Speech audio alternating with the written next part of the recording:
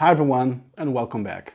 About 4 weeks ago I returned home with my crew from the Munich High-End show, and a few days later we posted our in-depth show report, which I wholeheartedly recommend. If you go past our Best of Show awards, you can see some really great sounding hi-fi systems that impressed us dearly. And although I have tried plenty of high-end headphones at the show, the one and only headphone that blew my socks off was the Solitaire P by the German manufacturer T+A. And immediately after returning home, I started shooting emails left and right because I wanted to hear them in the comfort of my home. And finally, I've got a unit. I've been listening to them for about 3 weeks now. I compared them with a few headphones, but before I move on to my sound impressions, I need to share a very important disclaimer with you. I decided buying them for myself, so this is my own set. This is not a sponsored review, this is not a loaner unit, a review unit. This will be an unbiased review for my own set of headphones. These are also very expensive. These are high-end material headphones. This will cost you 5,200 euros in Europe and 6,900 US dollars across the pond in the USA, so definitely some high-end material. So let's check them out.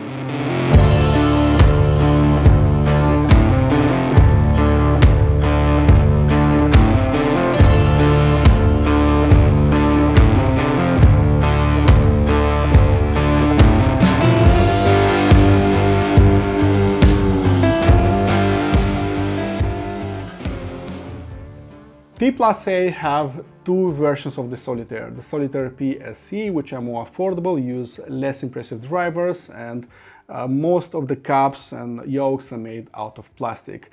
The Solitaire P, however, are their flagship headphones, and as you can see, the yokes and the ear caps are made mostly out of machined aluminum. Everything else is made out of leather and Alcantara. So the build quality is actually very high on these, much higher compared to the best headphones of HiFiMan and Odyssey. And the only two manufacturers which I believe offer the same build quality are ZMF and Meze headphones. Although these are not the most comfortable headphones that I have tried so far, I can easily wear them for about 2 to 3 hours straight, and for me that's more than enough. However, if you have a bigger head, they might pose a slight problem somewhere around here and also around the ears. They have a slightly stronger clamping force compared to, say, Meze Elite and HD800S by Sennheiser, but definitely not as strong as HD600 by Sennheiser, so it's somewhere in the middle, and I do believe they offer a pretty good comfort level. They have soft ear pads with some sort of memory foam. The headband is also quite plushy and the weight distribution is good, so I cannot complain about their comfort long term. At 530 grams, these are considered heavier than usual, but thanks to a nice weight distribution, I don't find their weight being an issue long term. If you look closer at their caps, you can see the driver assembly pretty easily, including the magnets, which have a very unique positioning, leaving the diaphragm completely open as the magnets are not interfering with the sound waves at all. As far as I know, this is the only planar headphones that aligns the magnets this way for a more natural driver movement and of course for a more transparent sound. We have detachable cables. T+A decided going with Sennheiser HD800 connectors on the headphone end, and you can choose between a 4.4mm 4-pin XLR balanced or a 1/4 inch headphone jack termination. The cable quality is good, I find it sturdy, it's thick enough, and I don't hear any microphonics, and it's quite flexible as well. As for tech inside them, we're talking about open back planar headphones that have their drivers almost exposed to the outside world for a very open and transparent sound. As mentioned before, what's truly unique about this headphone is the positioning of the magnets, which don't block the sound waves in any way, creating a distortionless sound in the true meaning of the word. Actually, we have a measured distortion of 0.015% at a sound pressure level of 100 dB, so that is very, very loud. This is crazy low. This is lower than all planar headphones that I know of. The open construction of the Solitaire P avoids the resonance problems of traditional headphones, allowing the diaphragm to start and stop almost instantly. They have an impedance of 80 ohms and a lower sensitivity than usual, so they will require a lot of juice coming from your amplifier. Actually, T+A created a very special DAC combo for this particular set of headphones, which is called HA200, which is not your regular DAC combo. It's considerably more advanced, but more about that in a jiffy. Before you ask, I use the Solitaire P in two very different setups. First of all, with the very own HA200 DAC combo, which I believe sounds outstanding, and later with my own headphone setup, which I believe sounds better, but it's also more expensive considerably. If you're wondering, I used a Rockna Wavedream Net Rune server, a Rockna Wavedream Signature DAC, a Trafomatic Primavera headphone amplifier, or an Enlium AM23R headphone amplifier, which I believe are the best headphone amplifiers that I have tried at my place. Sound-wise, I must admit that after owning the HiFiMan Susvara for more than 3 years and after testing some of the best electrostats like Stax X9000, like Sennheiser HE1, HiFiMan Shangri-La Senior, and also after trying some of the best planars including RAL Imanis and Magna, these impressed me more when a proper headphone setup is being used. I need to say that there isn't a perfect headphone out there, and that is the case with the Solitaire P as well, and I'll be mentioning all their flaws in a minute.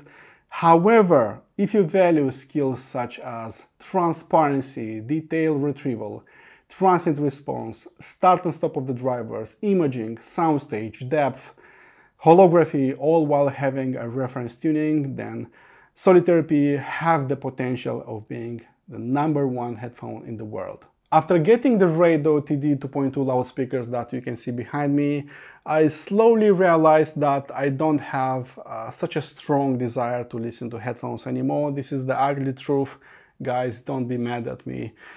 Because there wasn't so many headphones from my stable that can reach the same level of speed, of impact, of transparency, of resolution, of liquidity, of natural timbres like those loudspeakers. HiFiMan Susvara were basically the only headphones that marginally reached a portion of that radio sound, but I do believe that the Solitaire P are even closer to that reference sound, to the reference sound of the radio loudspeakers. They are offering me more in terms of technicalities compared to the HiFiMan Susvara. The sound is freer because there is literally nothing in between the drivers and the outside world. The sound is more holographic, it's more open, it's more transparent, it's much faster compared to HiFiMan Susvara, which is actually very unusual because HiFiMan Susvara are extremely fast sounding. Actually, they sound more like electrostatic headphones and less so like planar headphones. The only things that are exposing their nature are actually the bass and the bass lamp, because they provide a very strong kick in the bass, something that electrostatic headphones cannot provide. They have also quite an amazing pinpoint location of the notes and sharpness and somehow resolution, micro detail information, even more so a little bit compared to the HiFiMan Susvara put on a high-end setup.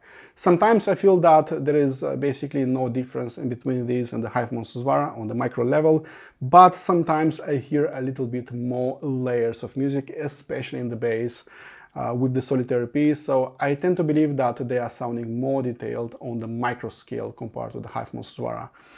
Also, what's really unusual, and I could never say that the HiFiMan Susvara are mellow or slow sounding, because those are not.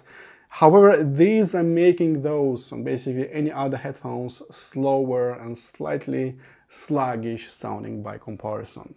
The second thought that shocked me was a complete 3D nature of the sound. So usually with planar headphones you have plenty of sounds to your left and right, but very little in front of you and very little at the back of your head. With something like Sennheiser HD800S and LZH Charybdis, you have a huge soundstage, but the space in between you and the music is quite empty. There is an empty space. But that is not really the case with the Solitaire P. The sound is very dense, it's big, but also filled with a lot of sounds, and you have plenty of sounds exactly in the middle, so that creates basically a 3D map of your music, like you're listening to binaural recordings and not to stereo recordings. Something that is quite unusual because I don't know other headphones that are creating this effect so easily. The depth is spectacular, almost magical with the Trafomatic Primavera. I'm basically always smiling when I'm listening to Solitaire P through that amplifier, because there is so much more music, so much more sounds in my music, if that makes any sense.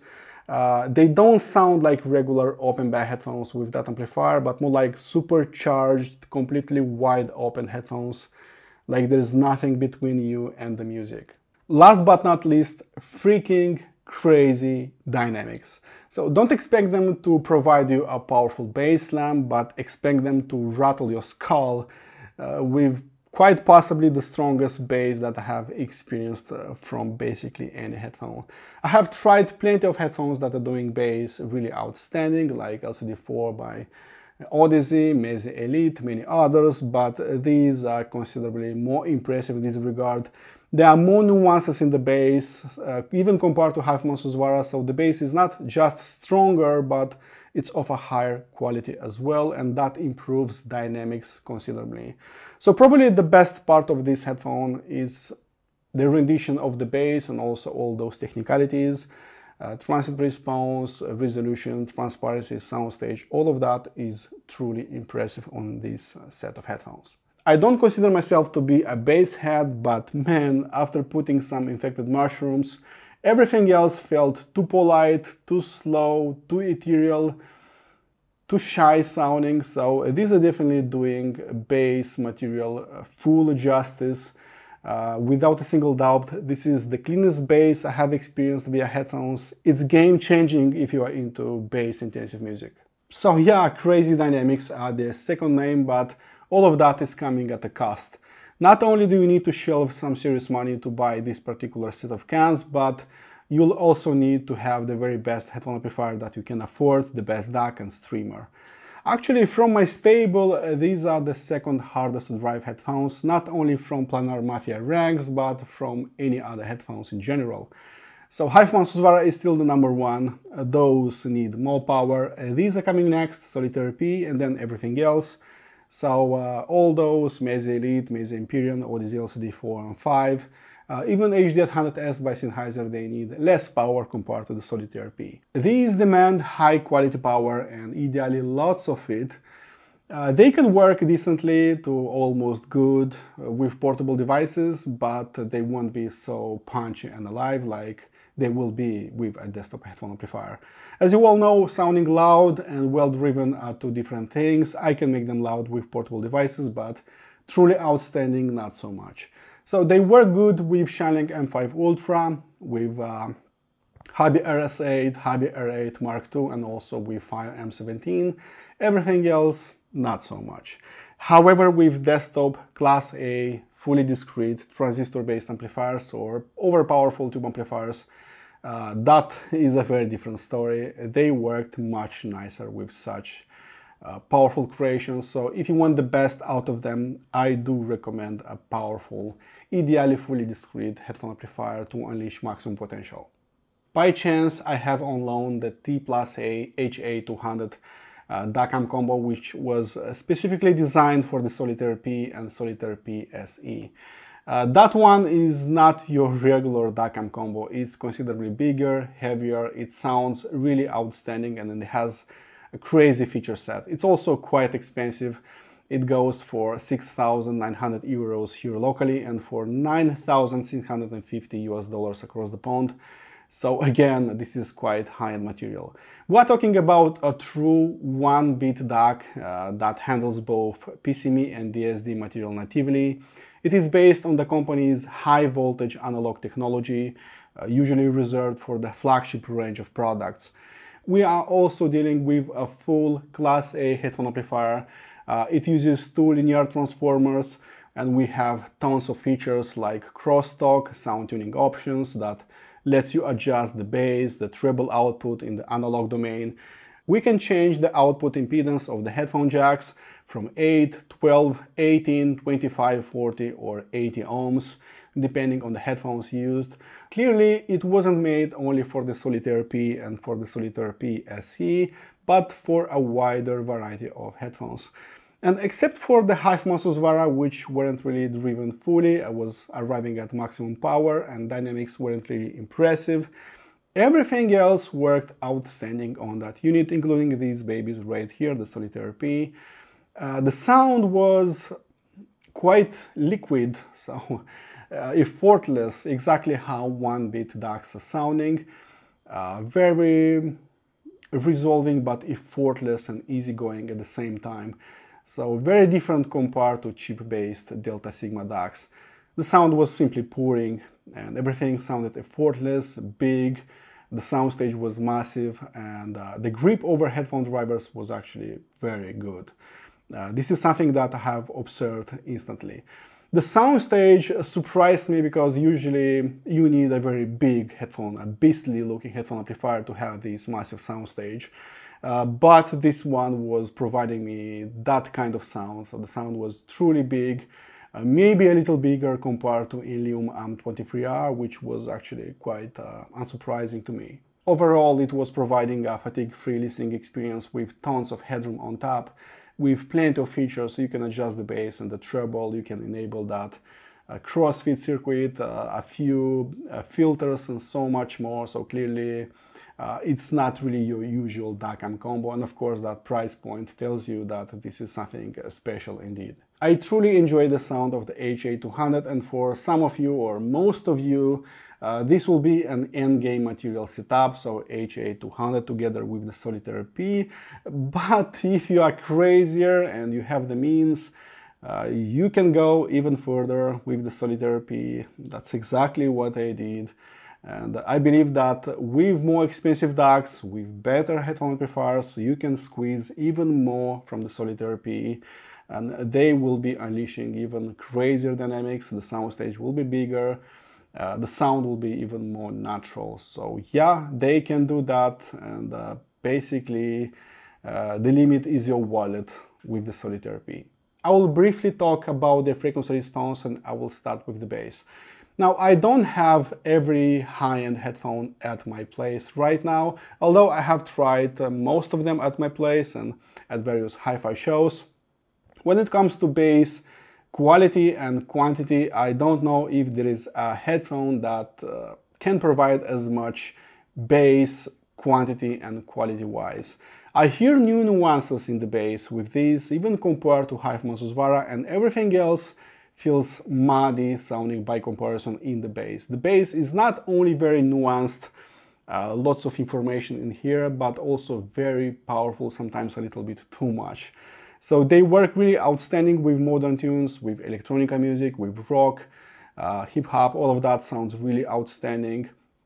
Pop music, all of that is just popping. The bass is truly one of the strongest skills of this headphone.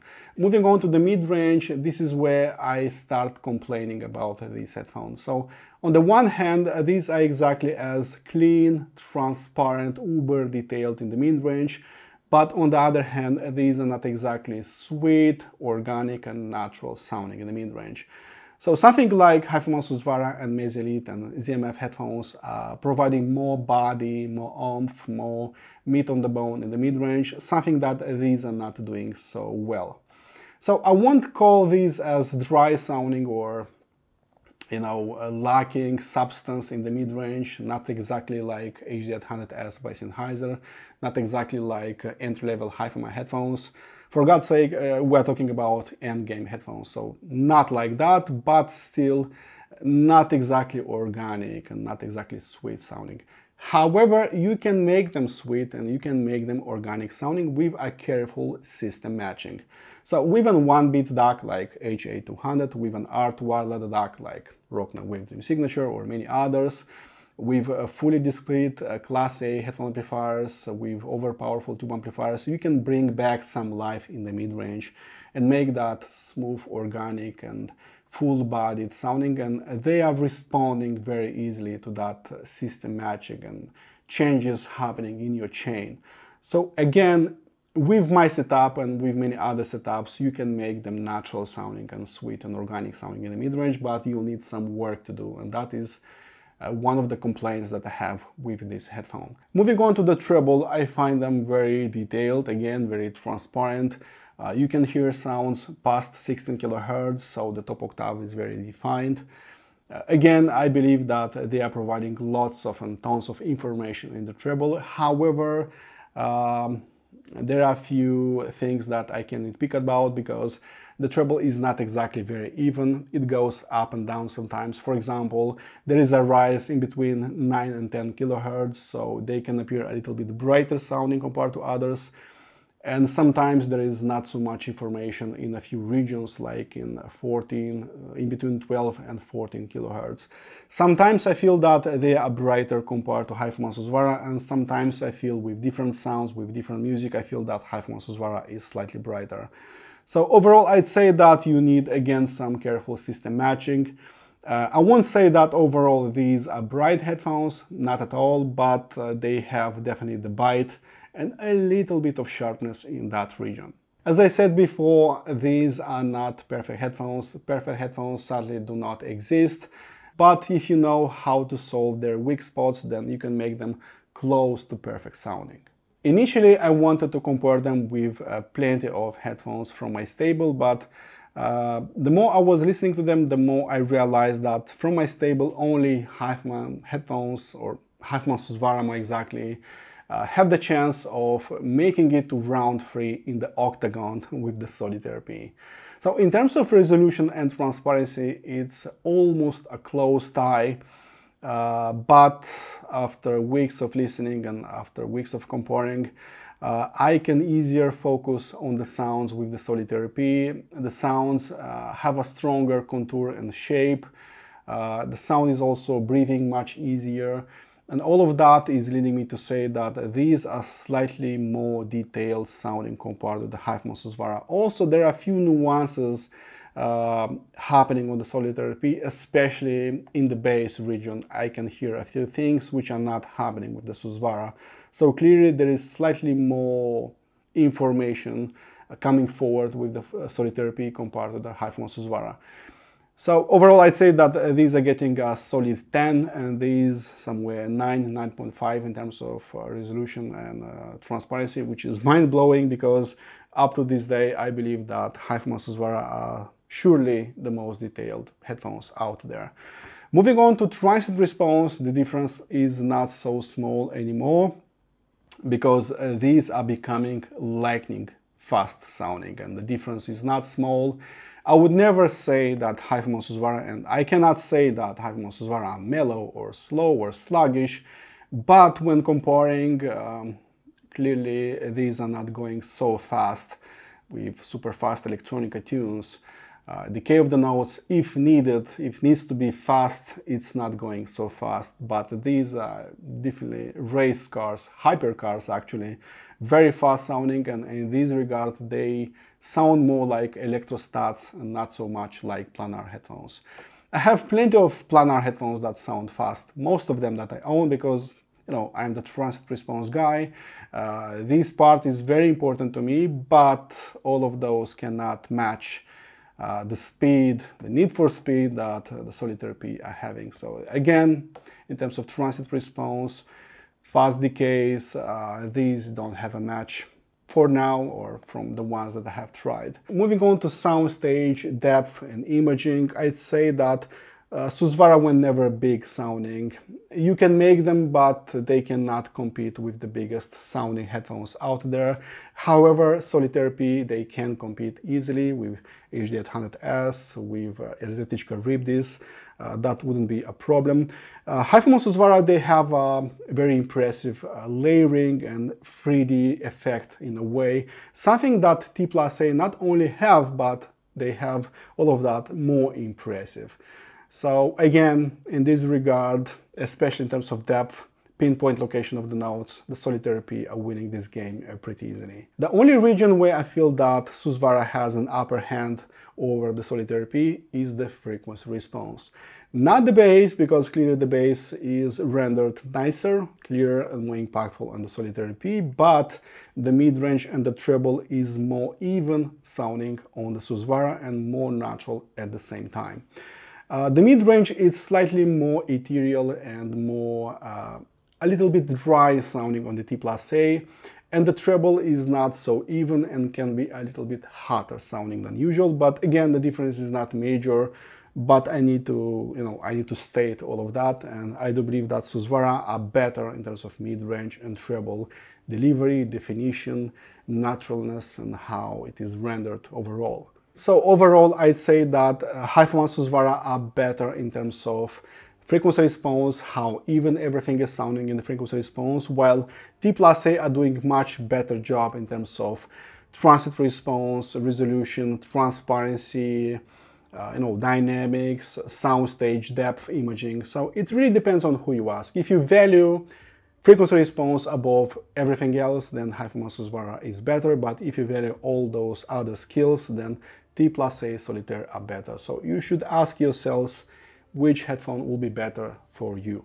Wrapping up, I have no idea why people aren't talking about this so often online. I don't see plenty of videos about this, I don't see plenty of articles about this, I don't see head files talking about this so often, but I hope you'll realize through this video that this is not an ordinary sounding set of planar headphones, but a very special one, and they can be quite possibly the very best planar headphones out there.